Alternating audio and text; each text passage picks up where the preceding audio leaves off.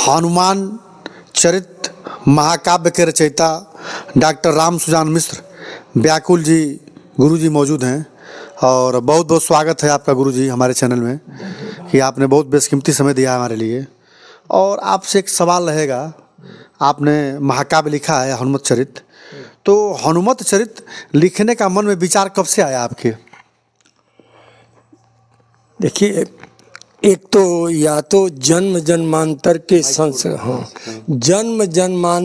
संस्कारों से ही कहा जाए कि मैं बचपन से ही, मुझे ये किसी ने नहीं कहा था कभी भी कि हनुमान जी की आराधना करो, लेकिन पता नहीं क्यों मैंने दूसरी तीसरी से ही जब से हनुमान जी के प्रति मेरी आसक्ति थी और हनुमान चालीसा पाठ करना, हनुमान जी की पूजा करना, यहाँ तक कि मेरी एक बात बताएं, मैं बचपन में खेला करता था, ओल्हा पाती उसमें चलता था, पेड़ों पर चढ़ना कूदना, और मैं जय श्री राम कहकर चाहे जय बजरंग कर एक डाल से दूसरी डाल पर कूद जाता था। और मुझे विश्वास था हनुमान जी हमारी रक्षा कर, हनुमान जी के तो हनुमान जी के प्रति मेरी आस्था जो है और विश्वास पहले से ही था।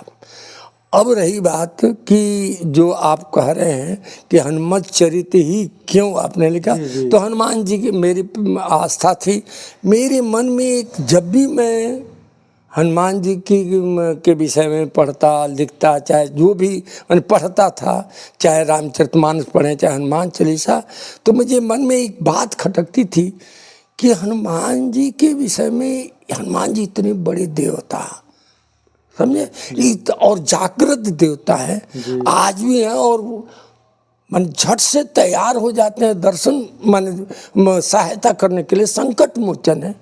और हनुमान जी के विषय में ज़्यादा कहीं कुछ नहीं मिलता है, सिर्फ उतना ही मिलता है जहाँ से राम जी का संपर्क उनसे हुआ था। इसके पहले कहीं कुछ पुराणों में कहीं छिटपुट कहीं कुछ मिलता है, कहीं कुछ पुराणों में कहीं कहीं वो भी प्रसंग बस थोड़ा बहुत कहीं कहीं मिल जाता है। तो मेरे में आया कि हनुमान जी के विषय में कुछ लिखना चाहिए। अभी कब लिखना चाहिए, एक तो जीविका के लिए अध्यापक के जीवन में तो कुछ कर नहीं पाया, लिख नहीं पाया, कुछ नहीं कर पाया, तो अब एक बड़ी लंबी है। और धीरे धीरे बचपन में हम अपने मित्र बाल सखा दिवसवत में उदास जी के साथ रहता था, वो भी कवि थे, मैं भी उनके देखा देखी थोड़ा बहुत कविता वविता लिखता था, कवि सम्मेलनों में भी जाता था उनके साथ, कभी कभी गया बचपन। जब यहाँ से बनारस चला गया तो हनुमान जी का संकट मोचन दर्शन इत्यादि करना जो भी हुआ, और इनके प्रति भक्ति आसक्ति मेरी बढ़ती गई। लेकिन जब मैं नौकरी करने लगा तो इतनी फुर्सत नहीं कि मैं एक मिनट बैठ के हनुमान जी की पूजा कर सकूं, ध्यान कर सकूं। जब कोरोना आया और लॉकडाउन लगा और घर में और मैं रिटायर होकर अपने मकान में एक तरह से नज़रबंद हो गया, लड़के जो है हमसे मना कर दे कि आपको घर से बाहर नहीं निकलना है क्योंकि आप बीपी और शुगर के मरीज हो, तो आपको घूमना हो तो छत पर ही घूम लीजिएगा। अब मैं सोचा कि ये कैसे कैसे क्या करना, मैंने कहा अब मौका है हनुमान के विषय में। अब विचार आया कि हमारे इष्ट देव के विषय में मुझे कुछ लिखना चाहिए। तो मैंने पहले तो अपना हनुमान जी के विषय में लिखने की प्रेरणा लेकर, अब चाहे जिससे भी प्रेरणा मिली हो, मैंने आत्मिक लिखना शुरू किया। तो सबसे पहले तो मैंने सामग्री इकट्ठा किया, सामग्री इकट्ठा करते 1 साल लग गया। पुराणों में खोजा, वैसे मेरे पास अपना पुस्तकालय तो 7-8 पुराण तो वैसे ही हैं, और भी शास्त्रों और नेट से खोज के मैंने, मेरी एक बेटी है अपर्णा जिसका मैंने इसमें लिखा है अपर्णा, वो नेट से खोजने लगी, मैं पुराणों से खोजने लगा, और सब छिटपुट सब जो जहाँ मिला लिख लिया। उसके बाद तब मैंने क्रमबद्ध तरीके से एक नोट तैयार किया और उसको आधार लेकर तब मैं काव्य का निर्माण शुरू किया। कोरोना का लंबी खोज किया आपने, बहुत लंबा खोज। हाँ बिल्कुल, और ये किताब के खोज से लेकर किताब के लिखने तक 3 वर्ष का ऊपर से समय लगा। तो मैं, एक सेठ जी हैं हमारे, पंकज जी शर्मा नाम है, तो मैं उनसे कहा कि मैं ये काम कर रहा हूँ, तो उन्होंने कहा कि आप जो है किताब लिखिए, उसका सारा खर्च मैं छपवाऊंगा। तो और मुझे उत्साह हुआ और मैं तब लिखना शुरू।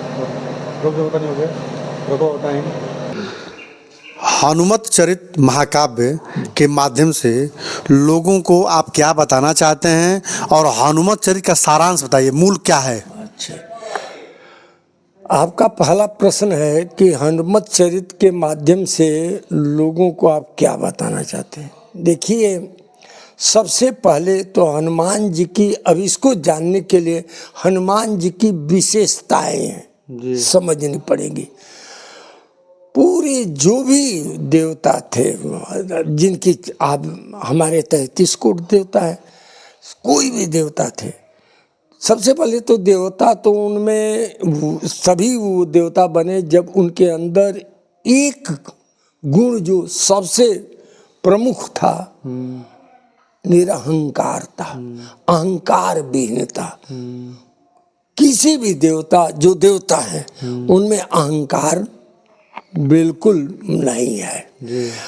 और हनुमान जी के अंदर तो अहंकार माने किसी किसी में थोड़ा बहुत अहंकार, जैसे लक्ष्मण है, इन तो बात बात में गुस्सा कर अहंकार में आ जाते थे, गुस्सा कर रहे, जैसे परशुराम राम संवाद इत्यादि में उदाहरण तो आप देखते ही। अच्छा, अन्य किसी भी देवता में और इंद्र आदमी तो अहंकार बहुत अधिक था, लेकिन हनुमान जी में अहंकार नाम की मानो लेस मात्र भी छाया तक नहीं।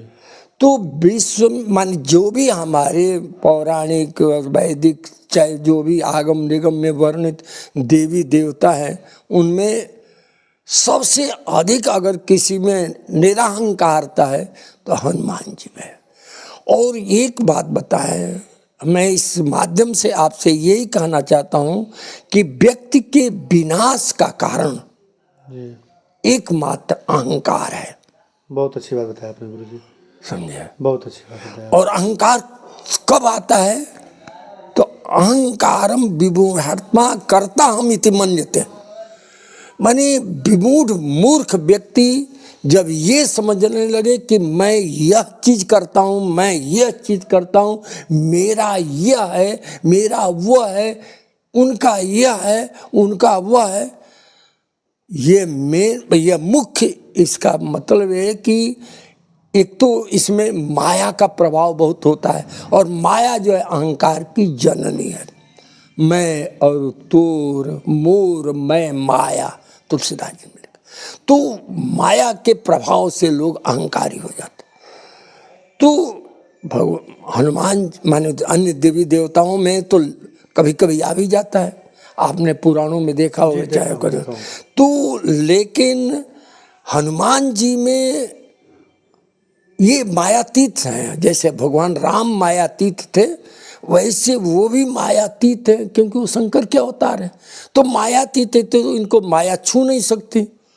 अखंड बाल ब्रह्मचारी वैसे भी थे, तो इसीलिए इनको जो है मानो निरहंकारता एक मुझे जो है वह, और वो मुझे प्रभावित किया।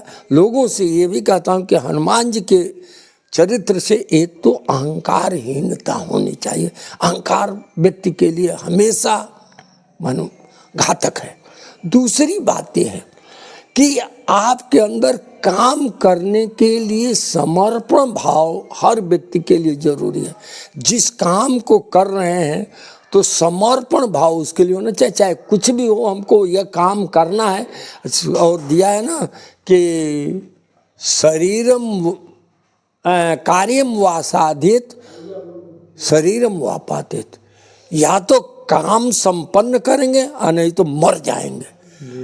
तो ये भाव जो है मानो हमारे हनुमान जी में था, जिसके कारण मुझे दूसरी बात ये है कि उन्होंने किसी भी जो भी वो काम करते थे वो ये मानते ही नहीं थे कि मैंने किया है, समझे ना। वो तो ये कहते थे कि प्रभु राम की कृपा से हुआ है, मैंने कुछ नहीं किया। हाँ, तो इस तरह के भाव की एक तो अपने इष्ट के प्रति, अपने स्वामी के प्रति समर्पण, और अपने द्वारा हर कार्य को स्वामी की कृपा मानना, ये प्रेरणादायी होती है। और जन सामान्य को भी मैं यही कहूँगा कि आप कुछ भी कीजिए तो उसका श्रेय अपने को लेने के बजाय दूसरे को दें तो जीवन में बहुत भी सफलता मिलेगी। और एक बात और है कि हनुमत चरित महाकाव्य से, इसके माध्यम से आप समाज को और देश को क्या संदेश देंगे? तो वही ना मैंने कहा कि भाई आपको जो है मैंने यही कि एक तो निरहंकारता होना चाहिए, दूसरी बात कर्म के प्रति समर्पण भाव होना चाहिए, तीसरा ये है कि आप जो कुछ कर रहे हैं उसका श्रेय अपने आप, ये बात सही है कि सब आपसे ही हो रहा है, आप ये समझकर में आप काम करिए कि निमित्त मात्रम भव सभ्य साचिन।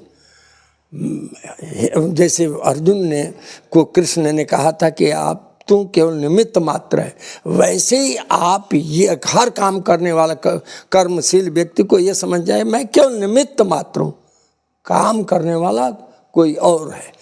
ये हनुमत चरित्र जो आपने, हाँ, इसमें मैं वो हनुमान जी की विशेषता में ये बात आती है और मैंने इसको लिखा है। हनुमत महाकाव्य के बारे में गुरु जी से खास चर्चा हुआ और मैं आप लोगों को बता दूं कि ये महाकाव्य हमारे हाथ में है और इसमें कोरोना काल में गुरु जी ने लिखा था।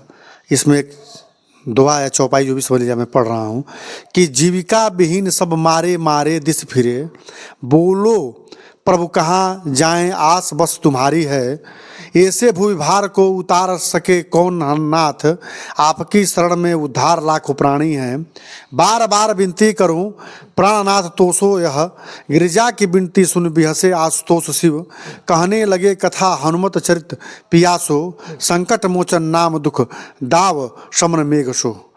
ये नीचे फिर लिखा इन्होंने कि आज इस धरा पर है अधर्म का बोलबाला, धर्म धरा धस गया दुखित सब प्राणी हैं, विप्र साधु सज्जन सूर धेनु वेद धूरी मिले, असुरन के प्रास से व्यथित नर नारी हैं। बहुत सुंदर क्या लिखा है, अकाट्य लिखा है आपने गुरुजी। और मैं अपने माध्यम से आप लोगों को बता दूं कि हनुमत चरित आप अगर पढ़ेंगे इस महाकाव्य को तो मुझे आशा और विश्वास है कि बहुत कुछ मिलेगा आपको, क्योंकि किसी भी ग्रंथ को पढ़ने के बाद, किसी भी खंड काव्य महाकाव्य को पढ़ने के बाद जो ऊर्जा मिलती है लोगों के अंदर, उसका शब्दों में वर्णन नहीं कर सकता हूँ। गुरुजी आपने बहुत बेशकीमती समय दिया है और इसके लिए मैं आपको बहुत बहुत धन्यवाद देता हूँ। धन्यवाद, साधुवाद। भगवान आपका और आपके सहयोगियों का कल्याण करें।